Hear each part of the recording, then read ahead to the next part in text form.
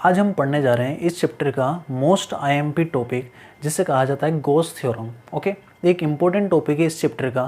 ठीक है, तो ये आज हम पढ़ने जा रहे हैं गॉस थ्योरम। तो गॉस थ्योरम क्या है स्टूडेंट्स? गॉस नाम के साइंटिस्ट थे, कार्ल फ्रेडरिक गॉस। उन्होंने एक थ्योरम दिया था। ये थ्योरम क्या कहता है स्टूडेंट्स? देखिए यहाँ पर, अगर हमारे पास एक क्लोज्ड सरफेस है, क्या है स्टूडेंट्स? Closed surface. तो मान लेते हैं क्लोज्ड सरफेस है आपका। क्लोज्ड मतलब किसी वॉल्यूम को इनक्लोज्ड किए हुए सरफेस है। ओके, अपने अंदर कुछ बंद किए हुए इस तरह का 3 डायमेंशन में क्लोज्ड सरफेस है। अगर इस क्लोज्ड सरफेस के अंदर कोई चार्ज रखा हुआ है Q, ओके, इसके अंदर कोई चार्ज रखा हुआ है Q, तो इस चार्ज के कारण जितना इलेक्ट्रिक फील्ड निकलता है, और इस इलेक्ट्रिक फील्ड को काउंट करने के लिए जिस फिनोमेना का यूज़ करते हैं जिसे कहते हैं फ्लक्स, जितना फ्लक्स निकल रहा है इस चार्ज के कारण, जो चार्ज इस क्लोज्ड सरफेस के अंदर है, इस चार्ज के कारण जितना इलेक्ट्रिक फ्लक्स निकलता है, तो इलेक्ट्रिक फ्लक्स को लिखेंगे फाई ई से, E for electric field. Electric field के कारण ये फ्लक्स निकल रहा है, इलेक्ट्रिक फ्लक्स। तो जितना फ्लक्स निकलता है वो फ्लक्स जो होता है वो इस चार्ज अपॉन में एप्सिलॉन 0 के अपॉन में कर दिया जाए तो इसके बराबर होता है। इसका मतलब the flux of the net electric field through closed surface, किसी क्लोज्ड सरफेस से निकलने वाला टोटल इलेक्ट्रिक फ्लक्स उस चार्ज को एप्सिलॉन 0 से डिवाइड लगाया जाए तो उसके बराबर होता है। तो इस तरह से इसे कहा जाता है गॉस थ्योरम। तो phi E is equal to Q by epsilon 0। ध्यान रखने वाली बात यह है कि ये जो चार्ज है वो चार्ज हमेशा इस क्लोज्ड सरफेस के अंदर होना चाहिए जिसको आपने सरफेस माना है। ओके, इमेजिनरी सरफेस माना है या रियल सरफेस है, तो इस सरफेस के जो अंदर वाला चार्ज है उसे ही लिखा जाएगा। इसलिए हम इस चीज़ को डिफाइन करने के लिए यहाँ पर लिख देते हैं आई एन। क्या लिख देते हैं students? I N. I N का मतलब है क्यू इन। क्यू एक ऐसा चार्ज है जो इस क्लोज्ड सरफेस के कहाँ रहेगा? अंदर वाला। अगर इसके कोई चार्ज बाहर वाला है Q1, इस Q1 को काउंट ही नहीं करेंगे। तो जब भी गॉस थ्योरम लिखा जाता है, phi E total electric flux is equal to Q in. Q मतलब कौन सा चार्ज? जो इस क्लोज्ड सरफेस के अंदर है, enclosed charge, where Q in is a enclosed charge by this surface divided by epsilon 0। Okay, अंदर वाला चार्ज है। या फिर इसे इस तरह से भी लिखा जा सकता है। फ्लक्स को किस तरह से लिखते हैं students? Closed integration of E vector dot D S vector. छोटा सा एलिमेंट का फ्लक्स निकालते हैं और उसे इंटीग्रेट करते हैं, तो ये किसके बराबर होगा? Q in divided by epsilon 0। हमने देखा था प्रीवियस लेक्चर में फ्लक्स को इस तरह से कैलकुलेट किया जाता है। यहाँ पर ये जो सर्कल लगा हुआ है छोटा सा, ये सर्कल ये बताता है कि हम जो इंटीग्रेशन परफॉर्म कर रहे हैं ये इंटीग्रेशन पूरे सरफेस पर हो रहा है, छोटे से एरिया एलिमेंट पर नहीं करना है, इस पूरे सरफेस के कारण निकालना है। इसलिए यहाँ पर सर्कल लगाया जाता है। इससे कहा जाता है क्लोज्ड इंटीग्रेशन। ओके, तो closed integration of E vector dot D S vector which is flux is equal to Q in by epsilon 0। इस तरह से याद रखें, the flux of the net electric field, ये जो इलेक्ट्रिक फील्ड है ये रिजल्टेंट इलेक्ट्रिक फील्ड होगा students. Net electric field through a closed surface equals the net charge. अंदर कौन सा होना चाहिए? नेट चार्ज या टोटल चार्ज। अगर 3-4 चार्ज हो गए तो सारे चार्ज का सम कर लेंगे तो उसको क्यू इन लिखेंगे हम। तो equals the net charge enclosed by the surface divided by epsilon 0। इस नेट चार्ज को अगर एप्सिलॉन 0 से डिवाइड लगा दिया जाए तो हमें क्या मिलता है? फ्लक्स मिलता है, जो इस तरह से लिखा जाता है। इसे हम क्या कहते हैं स्टूडेंट्स? गॉस थ्योरम कहते हैं। और जो क्लोज्ड सरफेस होता है, जिस क्लोज्ड सरफेस पर गॉस थ्योरम को अप्लाई किया जाता है, इस क्लोज्ड सरफेस को हम गॉसियन सरफेस भी कहते हैं। ओके, तो अब हमें क्या करना है स्टूडेंट्स? इस गॉस थ्योरम का प्रूफ करने जा रहे हैं। ओके, तो आइए देखिए इसका प्रूफ। इसका एक जनरल प्रूफ देखते हैं यहाँ पर, प्रूफ ऑफ गॉस थ्योरम। तो देखिए प्रूफ के अंदर क्या करना है हमें, यहाँ पर एक रैंडम कोई सा भी एक क्लोज्ड सरफेस मान लेते हैं। ओके, तो इस तरह का हम कोई सा भी एक क्लोज्ड सरफेस मानते हैं यहाँ पर। ठीक है, ये हमारा कोई सा क्लोज्ड सरफेस है, रैंडम सरफेस लिया हमने, सिमेट्रिकल सरफेस नहीं लिया है। अंदर एक चार्ज रख देते हैं, तो मान लेते हैं यहाँ पर हमने एक चार्ज रखा Q। ओके, ये Q चार्ज है और इसको मान लेते हैं पॉजिटिव चार्ज रखा हुआ है। जिस पॉइंट पर चार्ज रखा हुआ है उस पॉइंट को नाम देते हैं O। तो हमने क्या किया, एक क्लोज्ड सरफेस एज्यूम किया है। इस क्लोज्ड सरफेस के अंदर एक प्लस Q चार्ज रखा है जो पॉजिटिव चार्ज है, जैसे पॉइंट O पर रखा हुआ है। अब इस प्लस क्यू चार्ज के कारण एक पॉइंट पी एज्यूम करना है, यहाँ पर एक पॉइंट पी लेना है आपको। इस पॉइंट पी से कितना फ्लक्स निकलेगा इस चार्ज के कारण, तो उसको कैसे करेंगे हम, एक चार्ज रखा है, उस चार्ज के कारण इस क्लोज्ड सरफेस से फ्लक्स निकालना है। तो आप फ्लक्स कैसे निकालेंगे, पहले इस पॉइंट पी को लेंगे, यहाँ पर इस पॉइंट पी के आसपास एक छोटा सा एरिया एलिमेंट लेंगे। क्या लेंगे स्टूडेंट्स, एक छोटा सा एरिया एलिमेंट। ओके, ये हमारा एरिया एलिमेंट है, इसका एरिया कितना होगा स्टूडेंट्स, ds। छोटा सा एरिया एज्यूम करा हमने, इसके सरफेस पर एज्यूम करा है ना, सरफेस होगा, इस सरफेस पर छोटा सा एरिया लिया हमने, इस एरिया का नाम दिया ds। तो इस प्लस क्यू चार्ज के कारण ये जो पॉइंट है, इस पॉइंट को नाम दे देते हैं P। इस पॉइंट के ऊपर इलेक्ट्रिक फील्ड कितना होगा, इस प्लस क्यू चार्ज के कारण इस पॉइंट P पर इलेक्ट्रिक फील्ड जो होगा वो रेडियली आउटवर्ड होगा, इस डायरेक्शन में होगा। इलेक्ट्रिक फील्ड जो चार्ज, पॉजिटिव चार्ज के कारण इलेक्ट्रिक फील्ड कैसा होता है, रेडियली आउटवर्ड, उससे बाहर की तरफ निकलता है इस डायरेक्शन में। तो पॉइंट P पर इलेक्ट्रिक फील्ड इस डायरेक्शन में होगा। बट हम जानते हैं कि ये जो एरिया आपने लिया एरिया एलिमेंट, इस एरिया एक वेक्टर क्वांटिटी होती है जिसका ओरिएंटेशन बताने के लिए एरिया को हम क्या मानते हैं, वेक्टर मानते हैं। तो हर एरिया की डायरेक्शन होती है। जैसे हमने एक एरिया वेक्टर बनाया, ये आपका एरिया है, इस तरह का रिंग रखा हुआ है, इस एरिया वेक्टर की डायरेक्शन क्या होगी, अगर इसका एरिया ए है तो इस एरिया वेक्टर की डायरेक्शन होगी ए वेक्टर। एरिया की डायरेक्शन जो ली जाती है हमेशा आउटवर्ड नॉर्मल लिखी जाती है, क्लोज्ड सरफेस होगा तो आउटवर्ड नॉर्मल उसका डायरेक्शन लेंगे। इस एरिया का डायरेक्शन क्या लिखा जाएगा, इस एरिया के ऊपर परपेंडिकुलर, जो कैसा होगा, आउटवर्ड, बाहर की तरफ निकलता हुआ होगा। उसी तरह से ध्यान से देखें, ये आपका एरिया है, इस एरिया का वेक्टर कैसे लिखा जाएगा, इस एरिया के ऊपर परपेंडिकुलर, इस एरिया के ऊपर बाहर की तरफ एक परपेंडिकुलर डालेंगे, जो बाहर की तरफ परपेंडिकुलर का डायरेक्शन होगा वही डायरेक्शन इस एरिया वेक्टर की डायरेक्शन कही जाएगी। तो इस एरिया वेक्टर की डायरेक्शन होगी स्टूडेंट्स इस डायरेक्शन में। ये आपका है एरिया वेक्टर, जिसे लिख देंगे हम ds वेक्टर। तो आई होप आपको ये समझ में आया होगा क्या क्या करा है अभी तक हमने। ये हमारा क्लोज्ड सरफेस है, तो लिख लेते हैं इसको, ये हमारा कौन सा सरफेस है, क्लोज्ड सरफेस। ओके, जिसे हम गॉसियन सरफेस भी पढ़ते हैं। अंदर एक चार्ज रखा है प्लस क्यू, इस प्लस क्यू के कारण इस सरफेस के से हमको क्या निकालना है, फ्लक्स निकालना है। तो हम एक छोटा सा एरिया एलिमेंट लेते हैं, इसका एरिया कितना है, ds। इस एरिया एलिमेंट का एरिया वेक्टर कैसे दिया जाएगा, इसके ऊपर परपेंडिकुलर डाला जाएगा और ये एरिया वेक्टर की डायरेक्शन बताएगा। इस प्लस क्यू के कारण इस पॉइंट P पर इलेक्ट्रिक फील्ड कैसा होगा, रेडियली आउटवर्ड होगा। प्लस चार्ज के कारण इलेक्ट्रिक फील्ड बाहर की तरफ निकलता है, नेगेटिव चार्ज के कारण इलेक्ट्रिक फील्ड उसकी डायरेक्शन में आता है, तो प्लस के कारण इलेक्ट्रिक फील्ड बाहर की डायरेक्शन में लिखा जाएगा। ओके, तो इस तरह से हमने इस एरिया वेक्टर डिफाइन करा। अब ध्यान से देखें, यहाँ पर इलेक्ट्रिक फील्ड की डायरेक्शन और एरिया वेक्टर की डायरेक्शन अलग अलग है। इसके मतलब इसके बीच में कुछ एंगल बना हुआ है, इस एंगल को मान लेते हैं थीटा। तो ध्यान रखें, theta is the angle between the electric field at point P and area vector. Point P के आसपास जो आपने छोटा सा एरिया एज्यूम करा है, उस एरिया का वेक्टर और इलेक्ट्रिक फील्ड के बीच में एंगल कितना है, थीटा है। ओके, तो अब हम क्या करते हैं स्टूडेंट्स, ओके, अब हम क्या करते हैं, इस पॉइंट O के ऊपर जो प्लस क्यू चार्ज रखा है, इसके कारण जो इलेक्ट्रिक फील्ड है, और ये डिस्टेंस मान लेते हैं r डिस्टेंस है। कितना डिस्टेंस है, r डिस्टेंस है। O से P तक का जो दूरी है वो है r, तो लिख लेते हैं OP is equal to r। O से तो पॉइंट P तक का दूरी, तो लिखते हैं इलेक्ट्रिक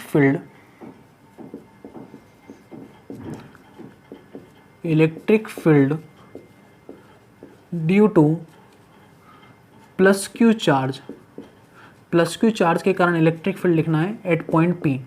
पॉइंट P के ऊपर इलेक्ट्रिक फील्ड कितना लिखा जाएगा स्टूडेंट्स, तो देखिए यहाँ पर इलेक्ट्रिक फील्ड का फॉर्मूला होता है E is equal to 1/4πε0, point charge के कारण Q बाय डिस्टेंस कितना है, इसके कारण पॉइंट P पर इलेक्ट्रिक फील्ड देखना है, तो डिस्टेंस कितना है दोनों पॉइंट के बीच का, r, तो r², ये इलेक्ट्रिक फील्ड लिखा जाएगा। और इस इलेक्ट्रिक फील्ड की डायरेक्शन क्या होगी, अलोंग OP वेक्टर। O से P तक को मिलाने वाला जो वेक्टर होगा उसी डायरेक्शन में इस इलेक्ट्रिक फील्ड का डायरेक्शन होगा। अगर ये पॉजिटिव चार्ज है तो इलेक्ट्रिक फील्ड का डायरेक्शन ऐसा लिखा जाएगा, तो हमने लिख दिया OP वेक्टर की डायरेक्शन में इलेक्ट्रिक फील्ड का डायरेक्शन होगा। इसे हम दे देते हैं इक्वेशन फर्स्ट। ओके, अब हम इस छोटे से जो एरिया एलिमेंट माना है आपने, ये जो ds है आपका, ये ds क्या है स्टूडेंट्स, एरिया एलिमेंट।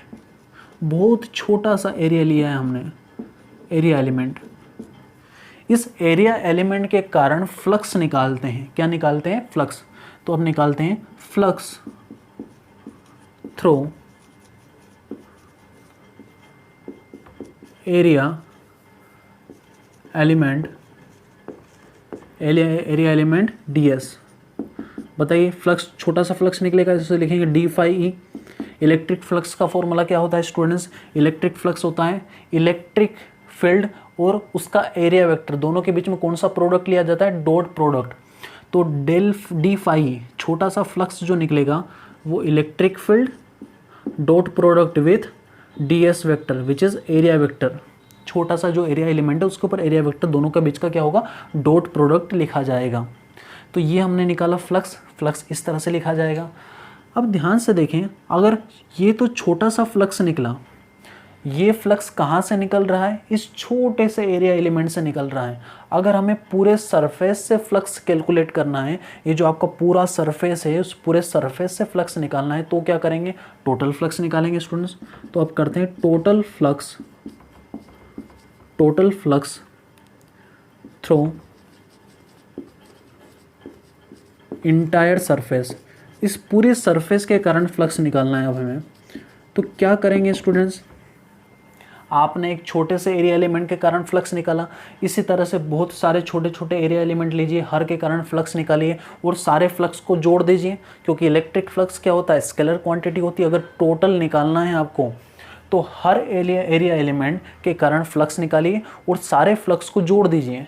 पहले एरिया एलिमेंट के कारण फ्लक्स निकाला डी फाई ई वन, दूसरे के कारण निकाला डी फाई ई टू, बाद में सबको जोड़ दीजिए d phi E one plus d phi E two plus d phi E three डेडेडिश। और कितने आप एरिया एलिमेंट मानेंगे? तो इसके अंदर बहुत सारे एरिया एलिमेंट मानेंगे हम। इतने सारों को जोड़ा नहीं जा सकता आसानी से, समेशन से हम नहीं जोड़ सकते हैं, क्योंकि कितने जोड़ेंगे आप समेशन से? अगर 1,00,000 छोटे छोटे एरिया एलिमेंट मान लिए तो 1,00,000 फ्लक्स को जोड़ने बैठ जाएंगे क्या? नहीं। इसके लिए हम क्या करते हैं, समेशन की जो जगह ले लेता है वो लेता है इंटीग्रेशन। ओके, हम क्या करेंगे, इंटीग्रेशन में जोड़ने का काम करता है चीज़ों को। तो हमने एक छोटे से एरिया एलिमेंट के कारण फ्लक्स निकाला, अब इस फ्लक्स का हम इंटीग्रेशन कर देंगे। मतलब ये इंटीग्रेशन क्या कर देगा? सारे फ्लक्स को जोड़ देगा और हमें जो रिजल्ट मिलेगा वो टोटल फ्लक्स मिल जाएगा इस इंटायर सरफेस से। तो आइए अब हम क्या करते हैं, टोटल फ्लक्स निकालते हैं, which is written as phi E total flux through this closed surface. Integration perform करना है। ये सरफेस कैसा है? क्लोज्ड सरफेस है, तो हम यहाँ पे क्लोज्ड इंटीग्रेशन यूज़ करेंगे। डी फाई ई का इंटीग्रेशन करना है, तो यहाँ पे लिख देते हैं डी फाई ई, क्योंकि डी फाई ई को तो जोड़ना है आपको, डी फाई ई को जोड़ना है ना, सारे डी फाई ई को जोड़ेंगे। तो यहाँ पर integration of D phi E, और डी फाई ई की वैल्यू कितनी है students? E vector dot D S vector, तो हो जाएगा E vector dot D S vector. Okay, E vector dot D S vector को लिख सकते हैं E D S cos theta, तो इसको लिख देंगे phi E is equal to closed integration E D S cos theta. A vector dot B vector is equal to कितना होता है? A B cos theta. उसी तरह से E D S cos theta. Theta is what? Theta is the angle between electric field and area vector. Okay, यहाँ तक समझ में आया। अब आप ई की वैल्यू रखें इक्वेशन फर्स्ट से। ई की वैल्यू कितनी? 1/4πε0 क्यू बाय आर स्क्वायर। तो जब आप वैल्यू रखेंगे इस ई की, q by 4πε0 into r square, 1/r² d S cos theta. ध्यान से देखिए, q बाय 4πε0 कॉन्स्टेंट है, q चार्ज कॉन्स्टेंट है, 4πε0 की वैल्यू फिक्स होती है, तो ये पूरा कॉन्स्टेंट है। ओके, r की वैल्यू चेंज होगी स्टूडेंट्स, क्योंकि जो आपने सरफेस लिया है उस सरफेस पर इस पॉइंट चार्ज से हर एरिया एलिमेंट का डायरेक्शन, जो डिस्टेंस है वो कम होगा। अगर आप यहाँ पर कोई एरिया एलिमेंट लेते हैं तो r की दूरी थोड़ी सी कम हो जाती है, r की वैल्यू बदलती जाएगी सरफेस पर, इसलिए r वेरी करेगा यहाँ पर। ओके, तो q बाय 4πε0 कॉन्स्टेंट है, जिसे हम क्या निकाल लेंगे? बाहर। तो q बाय 4πε0 को बाहर निकाल लेंगे, अंदर कितना बचेगा students? Close integration of what? D S cos theta divided by are square. ध्यान से देखिए, ये टर्म कौन सी है student? D S, area. Area का कंपोनेंट लिया है along the direction of OP. ध्यान से देखें, ये आपका डी एस, इस डी एस का मैं इलेक्ट्रिक फील्ड की डायरेक्शन में, समझिए इसको ध्यान से, ये आपका डी एस, इस डी एस का मैं इलेक्ट्रिक फील्ड के डायरेक्शन में कंपोनेंट लूँ तो कितना होगा? डी एस का इधर कंपोनेंट कितना होगा? D S cos theta. तो डी एस कोस थीटा और इस सरफेस की यहाँ से यहाँ तक की दूरी कितनी है, आर स्क्वायर। तो ध्यान से देखिए सॉलिड एंगल का कॉन्सेप्ट है यहाँ पर, क्या है ये, सॉलिड एंगल है। हम सॉलिड एंगल डिफाइन कर रहे हैं, मतलब ये छोटा सा जो सरफेस है, ये सरफेस पॉइंट ओ के ऊपर कितना एंगल बना रहा है, देखें इसको मिला देते हैं। इस सरफेस के ऊपर जितने भी पॉइंट हैं उन पॉइंट को इस पॉइंट ओ से मिला देंगे। तो ये जो सरफेस है, ये सरफेस कितना एंगल ओ के ऊपर बना रहा है, तो इस एंगल को बोलेंगे सॉलिड एंगल। इस सॉलिड एंगल को रिप्रेजेंट करेंगे, छोटा सा सरफेस बना रहा है इसलिए सॉलिड एंगल को लिखेंगे डी ओमेगा। क्या लिखेंगे स्टूडेंट्स, डी ओमेगा। क्यों डी लिखा, डी का मतलब होता है बहुत छोटा सा एंगल, क्योंकि छोटा सा सरफेस हमारा, तो ये छोटा सा सरफेस पॉइंट ओ के ऊपर जितना सॉलिड एंगल सबटेंड कर रहा है उसे लिखा जाएगा D omega.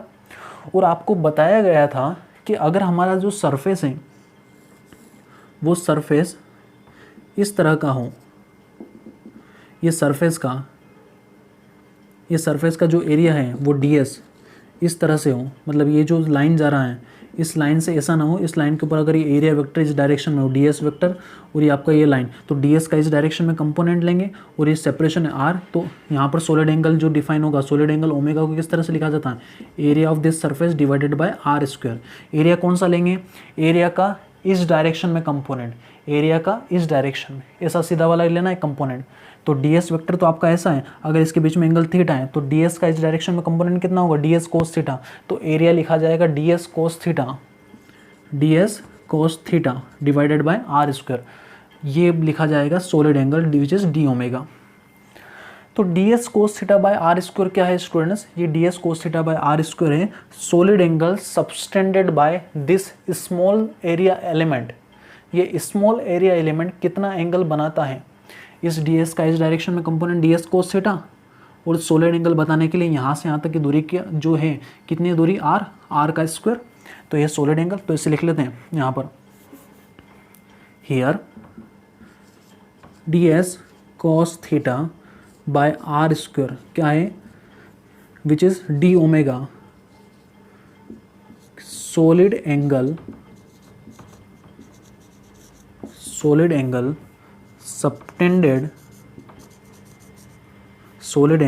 Subtended by ds surface. ये ds सरफेस ने कितना एंगल बनाया, ये है ds cos theta by are square. तो इसको हम लिखते हैं डी ओमेगा, ठीक है, डी ओमेगा लिख देते हैं। यहाँ पे थोड़ा सा इसे रफ करते हैं। अब केवल आपको एक इंटीग्रेशन परफॉर्म करना है, ओके। देखिए यहाँ पर कितना हो गया है, इधर चल रहा है phi which is total flux, closed integration, बाहर कितना चल रहा है q बाय 4πε0, क्लोज्ड इंटीग्रेशन कितना लिखा जाएगा डी ओमेगा, क्योंकि ds कोस थीटा अपन आर स्क्वायर क्या कहलाएगा, सॉलिड एंगल है, तो ds कोस थीटा अपन आर स्क्वायर की जगह लिखेंगे डी ओमेगा। अब ध्यान से देखें डी ओमेगा क्या है, डी ओमेगा केवल इस छोटे से सरफेस ने डी ओमेगा एंगल बनाया। तो आप इस सरफेस के ऊपर बहुत सारे छोटे छोटे सरफेस लेंगे, सारे सरफेस मतलब पूरा इंटायर क्लोज्ड सरफेस मिलकर उसके अंदर वाले किसी पॉइंट पर कितना एंगल बनाता है स्टूडेंट्स, ये भी हमने लिखा है। एक इंटायर क्लोज्ड सरफेस, एक पूरा क्लोज सरफेस, उसके अंदर किसी पॉइंट पर 4π रेडियन का 4π स्टे रेडियन का एंगल बनाता है, ओके। जिस तरह से एक पूरा कंप्लीट सर्कल उसके सेंटर पे कितना एंगल बनाता है 2π 360 डिग्री का, उसी तरह से एक इंटायर क्लोज्ड सरफेस, एक पूरा क्लोज्ड सरफेस उसके अंदर स्थित किसी इंटरनल पॉइंट पर कितना एंगल बनाता है 4π। तो याद रखिएगा close integration of D omega, close integration of D omega is what student, ये है solid angle subtended bye entire surface, और इंटायर सरफेस कितना एंगल बनाता है 4π, क्योंकि इंटीग्रेशन का मतलब है सारे एंगल को जोड़ना, सारे D omega D omega D omega मिलकर क्या बन जाएगा 4π। तो इसकी जगह लिख देंगे हम 4π। तो electric flux through the close surface is equal to q bye 4πε0। इस इंटीग्रेशन की वैल्यू कितनी आ गई 4π, 4π से 4π कैंसिल। तो स्टूडेंट्स हमारे पास गॉस थ्योरम आ गया, phi E is equal to q by ε0। यही स्टूडेंट्स गॉस थ्योरम का प्रूफ है, ये जनरल प्रूफ है। तो वापस देखें हमने क्या करा, एक क्लोज्ड सरफेस अज्यूम करा। इस क्लोज्ड सरफेस का एक और नाम लिख लेते हैं, इसे कहा जाता है गॉसियन सरफेस। क्या कहा जाता है, Gaussian surface, okay, Gaussian surface. इस क्लोज्ड सरफेस के अंदर कोई सा भी हम एक पॉइंट ले लेंगे, वहाँ पर पॉइंट चार्ज रखेंगे प्लस क्यू, उस प्लस क्यू के कारण किसी पॉइंट पी पर इलेक्ट्रिक फील्ड कैलकुलेट करेंगे और इस पॉइंट पी के आसपास एक छोटा सा एरिया एलिमेंट ले लेंगे ds। इस एरिया एलिमेंट का डायरेक्शन हमेशा क्या होगा, इसके परपेंडिकुलर, इस एरिया के परपेंडिकुलर इसका एरिया वेक्टर होगा, डिफाइन होगा। इलेक्ट्रिक फील्ड ऐसे दोनों के बीच में एंगल थीटा बन रहा है, तो इस O के ऊपर जो प्लस क्यू चार्ज है उसके कारण पॉइंट P पर इलेक्ट्रिक फील्ड कितना लिखा जाएगा, Q/4πε0/r²। ओके, अब फ्लक्स निकालेंगे, छोटे से सरफेस से कितना फ्लक्स निकल रहा है, फ्लक्स निकाला d phi = A vector dot ds vector. Total flux कैसे निकालेंगे, टोटल फ्लक्स निकालने के लिए इसको इंटीग्रेट कर देंगे, पूरे क्लोज्ड सरफेस पर इंटीग्रेशन करेंगे। ओके, यहाँ पर कोई लिमिट नहीं होगी क्योंकि क्लोज्ड सरफेस है, जो इनिशियल लिमिट होती है वही फाइनल लिमिट होती है क्लोज्ड इंटीग्रेशन में, जहाँ से स्टार्ट करते हैं वहीं पर एंड होते हैं हम। तो d phi की value A vector dot ds vector, E D S cos theta, E की वैल्यू रखा Q/4πε0 को बाहर लिया ds cos theta by r² which is a solid angle subtended by this area element at this internal point O। Okay, और जो d omega का जो close integration होगा वो क्या होगा 4π। यहाँ पर याद रखिए एक इंटायर क्लोज सरफेस उसके इंटरनल पॉइंट पर कितना सॉलिड एंगल बनाता है 4π, तो हमें इस तरह से ही गॉस थ्योरम का प्रूफ मिलेगा। ठीक है, इस तरह से हमने गॉस थ्योरम प्रूफ करा। आइए इसके कुछ इंपॉर्टेंट पॉइंट्स देखते हैं। गॉस थ्योरम को जब लगाते हैं तो किन चीज़ों का ध्यान रखना चाहिए, इसे आप नोट करिएगा प्रूफ को।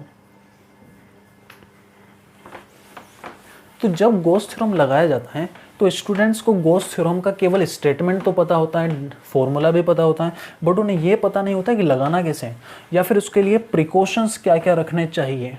ओके, बहुत सारे क्वेश्चन ऐसे घुमाए जाते हैं स्टूडेंट्स को कि बताइए ये होगा तो क्या होगा। ओके, तो ध्यान से देखिए, गॉस थ्योरम जो है हमारा, Gauss theorem integration of close integration of E vector dot ds vector is equal to Q in मतलब अंदर वाला चार्ज, किसके अंदर वाला, क्लोज्ड सरफेस के अंदर वाला चार्ज। ओके, ध्यान रखें यहाँ पर क्या क्या। सबसे पहला तो ये जो सर्कल बना है इस इंटीग्रेशन के ऊपर, ये सर्कल बता रहा है कि क्लोज्ड इंटीग्रेशन, आप जो इंटीग्रेशन परफॉर्म करने वाले वो क्लोज्ड है, वो पूरे सरफेस के कारण है, उसका इनिशियल पॉइंट और फाइनल पॉइंट सेम रहने वाला है। ओके, जैसे यहाँ पे ध्यान से कि सर्कल बनाते हैं, तो सर्कल बनाना, इसका सर्कमफ्रेंस बनाना यहाँ से स्टार्ट करता हूँ, तो ये इसका इनिशियल पॉइंट, सर्कल बनाता हूँ, फाइनल पॉइंट भी क्या होगा, यही होगा। तो ये एक तरह से क्या है, क्लोज्ड इंटीग्रेशन जैसा ही क्लोज्ड कर रहे हैं हम, मतलब इसका इनिशियल पॉइंट और फाइनल पॉइंट सेम हो, उस तरह के इंटीग्रेशन को क्या कहा जाता है, क्लोज्ड इंटीग्रेशन। ओके, इस तरह का इंटीग्रेशन कुछ किया हमने सरफेस के ऊपर।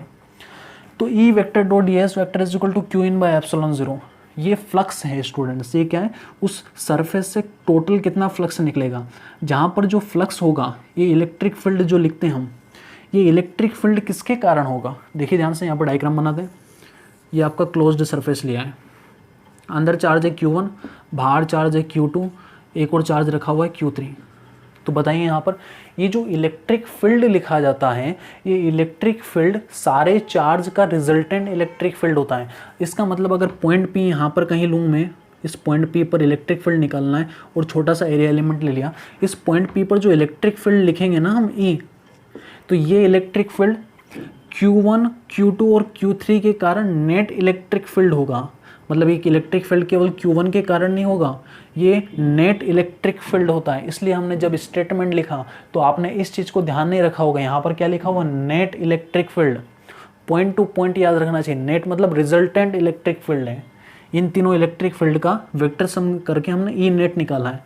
तो ये ध्यान रखिए, इलेक्ट्रिक फील्ड कौन सा होता है यहाँ पर, ये resultant, which is resultant electric field होता है,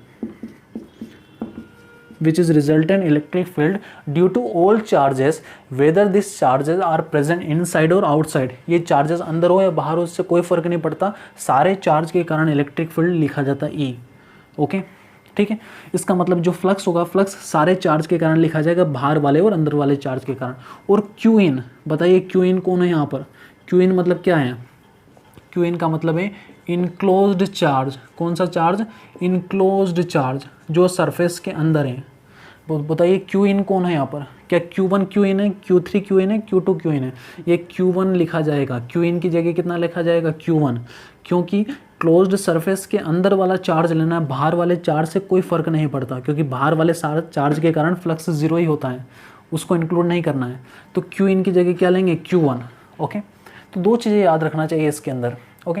एप्सिलॉन 0 तो कांस्टेंट होता है, 8.85 इंटू 10 की पावर -12 इसका यूनिट होता है, एनएस की वैल्यू होती है।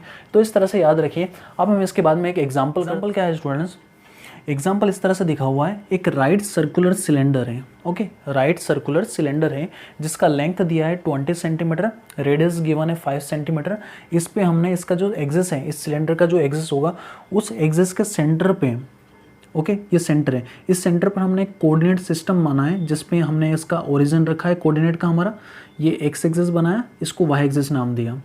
तो इस क्वेश्चन में क्या कहा गया है कि जैसे ही ओरिजिन से आप राइट साइड में आते हैं, मतलब ओरिजिन से इस साइड में पॉजिटिव एक्स एक्सिस में आएंगे तो इलेक्ट्रिक फील्ड का डायरेक्शन इस डायरेक्शन में होगा, और जैसे ही ओरिजिन को पार करके नेगेटिव एक्स डायरेक्शन में जाएंगे तो इलेक्ट्रिक फील्ड उस डायरेक्शन में लगेगा। ठीक है, इलेक्ट्रिक फील्ड जो है वो वेरी कर रहा है ओरिजिन के इधर इस डायरेक्शन में, और ओरिजिन के जैसे ही उधर जाएंगे तो इलेक्ट्रिक फील्ड का डायरेक्शन उस डायरेक्शन में। ओके, इलेक्ट्रिक फील्ड उस तरह से है और इधर इलेक्ट्रिक फील्ड इस डायरेक्शन में है। इलेक्ट्रिक फील्ड का मैग्नीट्यूड दे रखा है 200 न्यूटन पर कूलम, और हमसे दो चीज़ें पूछी गई इसमें, क्या क्या पूछा गया हमसे, फाइंड ये करना है स्टूडेंट्स, पहला टोटल फ्लक्स, कितना फ्लक्स निकलेगा, और बताना है कि फ्लक्स इनवर्ड है या आउटवर्ड है, फ्लक्स अंदर आ रहा है या फ्लक्स बाहर निकल रहा है। ओके, दूसरा चार्ज, नेट चार्ज। ओके, ये नेट चार्ज कैलकुलेट करना है कि इसके अंदर कितना चार्ज रखा हुआ है, इस राइट सर्कुलर सिलेंडर के अंदर कितना चार्ज रखा हुआ है। तो आइए दोनों चीज़ें कैलकुलेट करते हैं। पहले सबसे पहले टोटल फ्लक्स निकालते हैं। ओके, हमने आपको बताया था एक राइट सर्कुलर जो सिलेंडर होता है इसके 3 सरफेस होते हैं। एक तो ये वाला सरफेस देखिए लेफ्ट सरफेस है, एक राइट सरफेस है, दोनों सर्कुलर सरफेस, इन दोनों का एरिया होगा पाई आर स्क्वायर, इसका भी एरिया कितना होगा पाई आर स्क्वायर। और एक जो सरफेस होगा इसका सिलेंडर का, ये जो कर्व्ड सरफेस है, जैसे ध्यान से देखिए मार्कर, ये मार्कर भी आपका राइट सर्कुलर सिलेंडर है, इसका लेफ्ट सरफेस ये वाला, राइट सरफेस ये वाला जो सर्कुलर है, और जो कर्व्ड सरफेस है ये वाला कर्व्ड सरफेस। ओके, तो कर्व्ड सरफेस भी होता है जिसका एरिया कितना होता है कर्व्ड सरफेस का 2 पाई आर एच, इसका एरिया पाई आर स्क्वायर, इसका भी एरिया कितना पाई आर स्क्वायर। तो हमें इस तरह से एक सिलेंडर को आपने इस तरह से रखा है और इस सिलेंडर से गुजरने वाला निकलने वाला टोटल फ्लक्स निकालना है। ओके, तो हम सबसे पहले इस सिलेंडर को ड्रॉ करते हैं।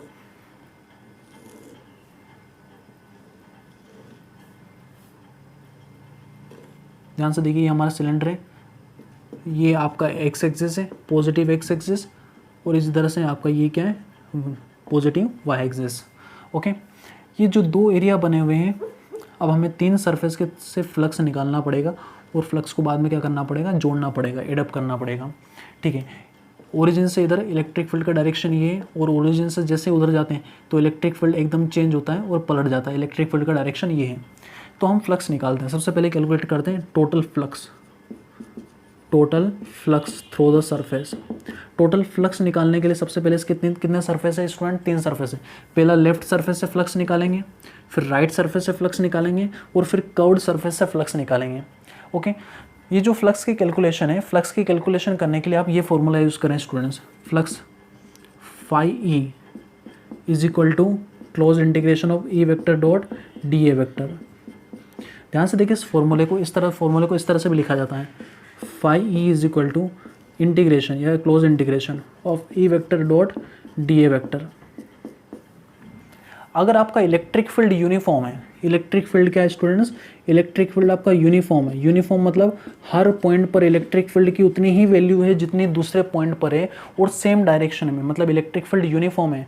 तो इलेक्ट्रिक फील्ड यूनिफॉर्म है तो इलेक्ट्रिक फील्ड कहाँ निकल जाएगा, बाहर निकल जाएगा इंटीग्रेशन से, क्योंकि जो चीज़ें कांस्टेंट होती हैं उनका इंटीग्रेशन नहीं होता। और मान लेते हैं कि इलेक्ट्रिक फील्ड और एरिया, जो आपका एरिया वेक्टर है, दोनों के बीच में एंगल कितना है, 0 डिग्री है। ओके, तो इलेक्ट्रिक फील्ड और एरिया के बीच में एंगल भी 0 डिग्री है। तो क्या लिख सकते हैं, या फिर एंगल 0 नहीं हो, एंगल कुछ भी हो, तो उससे हमें फ़र्क नहीं पड़ता।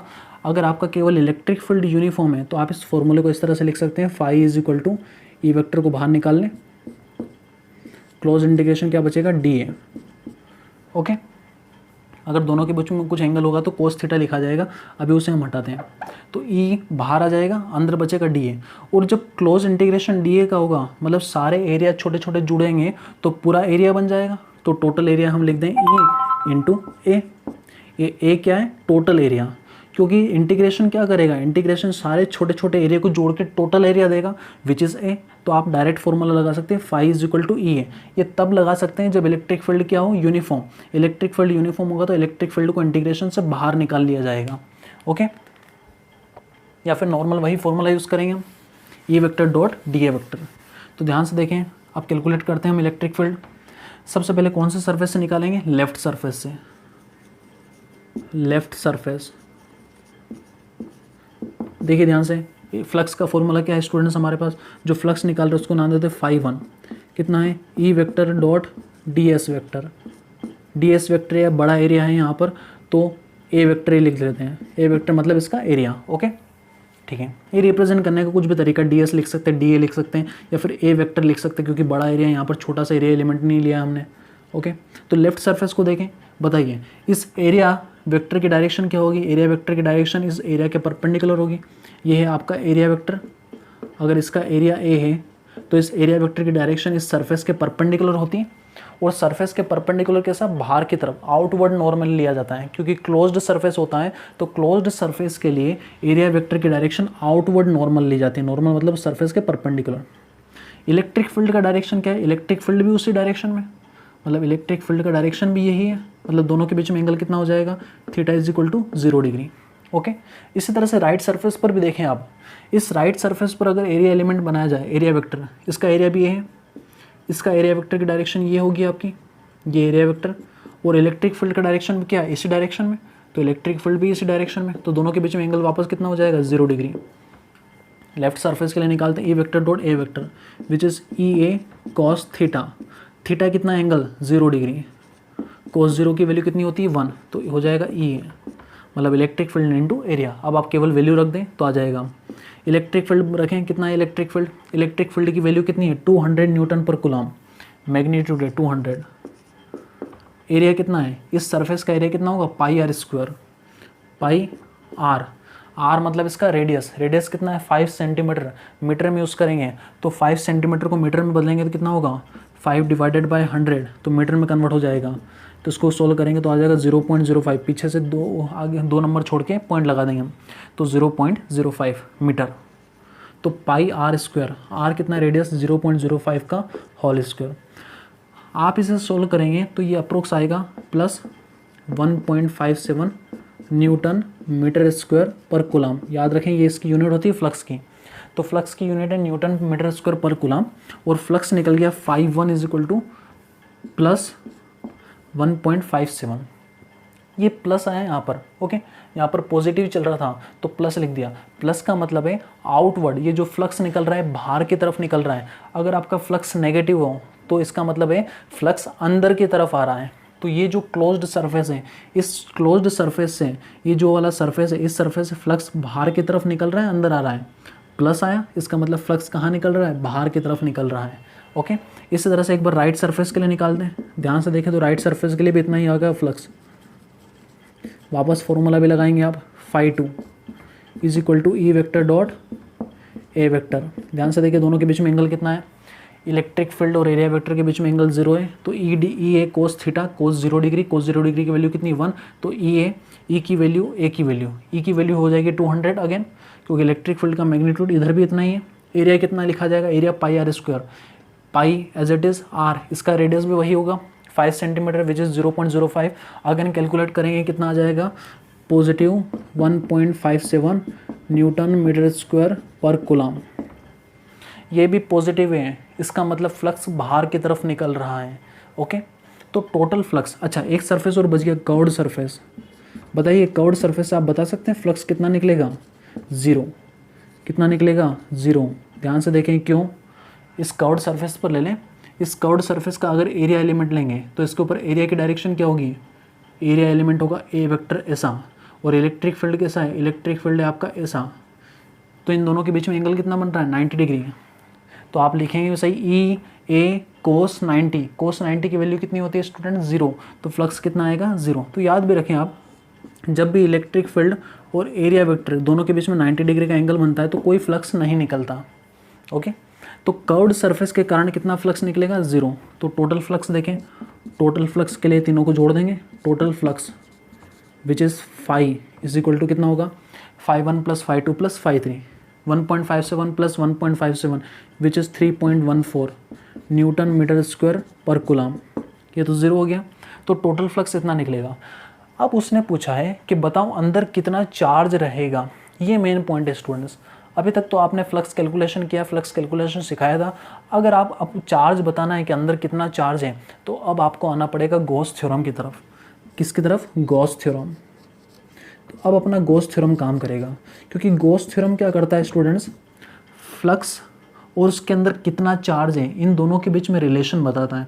उस सरफेस से कितना फ्लक्स निकला और उसके अंदर कितना चार्ज है। अगर आपको ये पता है कि किसी क्लोज्ड सरफेस से कितना फ्लक्स निकल रहा है, जैसे इस केस में हमें पता है कि इस क्लोज्ड सरफेस से कितना फ्लक्स निकल रहा है, तो हम उसके अंदर कितना चार्ज होगा ये बता सकते हैं।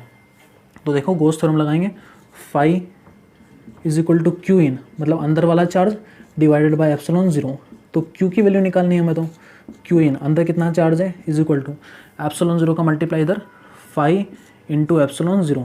फाई की वैल्यू कितनी है स्टूडेंट्स, टोटल फ्लक्स 3.14। एप्सिलॉन 0 की वैल्यू कितनी है स्टूडेंट्स, याद रखें आप 8.85 इंटू 10⁻⁰12। तो इसको अगर सोल्व करेंगे तो ये अप्रोक्स आएगा स्टूडेंट्स, इसको सोल्व करें आप 2.78 into 10⁻⁻11। Yes 2.78 into 10⁻⁻11 coulomb. Solve करें, मल्टीप्लाई करें केवल। तो इस तरह से आपको मालूम पड़ा कि अंदर इतना चार्ज है, 2.78 इंटू 10⁻⁻11 कूलम, चार्ज की यूनिट होती है कूलम। तो अंदर इतना चार्ज है, तो यही गॉस थ्योरम का काम है स्टूडेंट्स। गॉस थ्योरम एक तरह से है क्या, गॉस थ्योरम आपको ये बताता है अगर आपके पास एक क्लोज्ड सरफेस है, आपको नहीं पता कि अंदर क्या है। ये उसी तरह से जैसे आपको किसी ने गिफ्ट दिया, आपको गिफ्ट को खोलना नहीं है, केवल उसको हिलाकर थोड़ा सा आगे पीछे करके उसको बताना है कि अंदर क्या हो सकता है। आप प्रेडिक्ट करने का ट्राई करते हैं कि अंदर क्या होता है। तो गॉस थ्योरम भी इसी टाइप का है। जैसे हमने सिलेंडर था, हमें केवल क्या दिया उसने कि इसके जो 3 सरफेस हैं, ये सरफेस और एक कर्व्ड सरफेस, इन तीनों से इतना इतना फ्लक्स निकलता है, तो हमने फ्लक्स निकाल लिया। तो अब हम इस फ्लक्स की हेल्प से इसके अंदर क्या है ये बता सकते हैं। आपका फ्लक्स पॉजिटिव था, ध्यान से देखें, ये फ्लक्स के साथ पॉजिटिव था। पॉजिटिव मतलब ये फ्लक्स है आउटवर्ड फ्लक्स। कैसा फ्लक्स है, मतलब बाहर की तरफ निकल रहा है। अगर 3.14 के आगे माइनस आता ना स्टूडेंट, तो हम बोलते हैं इनवर्ड फ्लक्स, मतलब फ्लक्स अब बाहर नहीं निकलता। इस केस में तो फ्लक्स बाहर निकल रहा था आपका, मतलब इलेक्ट्रिक फील्ड लाइंस बाहर निकल रही थी। अगर फ्लक्स इनवर्ड होता, अगर यहाँ पर नेगेटिव आता, तो इलेक्ट्रिक फील्ड लाइंस अंदर की तरफ आती। ओके, तो यहाँ पर पॉजिटिव आया, इसका मतलब फ्लक्स बाहर की तरफ निकल रहा है, आउटवर्ड निकल रहा है। और फ्लक्स आउटवर्ड कब निकलता है, इलेक्ट्रिक फील्ड लाइंस बाहर की तरफ कब निकलती है, जब अंदर प्लस चार्ज हो के माइनस चार्ज हो। अंदर जब पॉजिटिव चार्ज हो तभी इलेक्ट्रिक फील्ड लाइंस बाहर की तरफ निकलती हैं। तो इस तरह से हमने केवल फ्लक्स को कैलकुलेट किया। फ्लक्स को कैलकुलेट करने के बाद गॉस थ्योरम की हेल्प से हमने उसके अंदर चार्ज पता लगा लिया कि अंदर कितना चार्ज हो सकता है, इतना चार्ज है। और इसके आगे कुछ नहीं तो क्या है, पॉजिटिव, मतलब इसके अंदर पॉजिटिव चार्ज है। तो ये गॉस थ्योरम का काम है।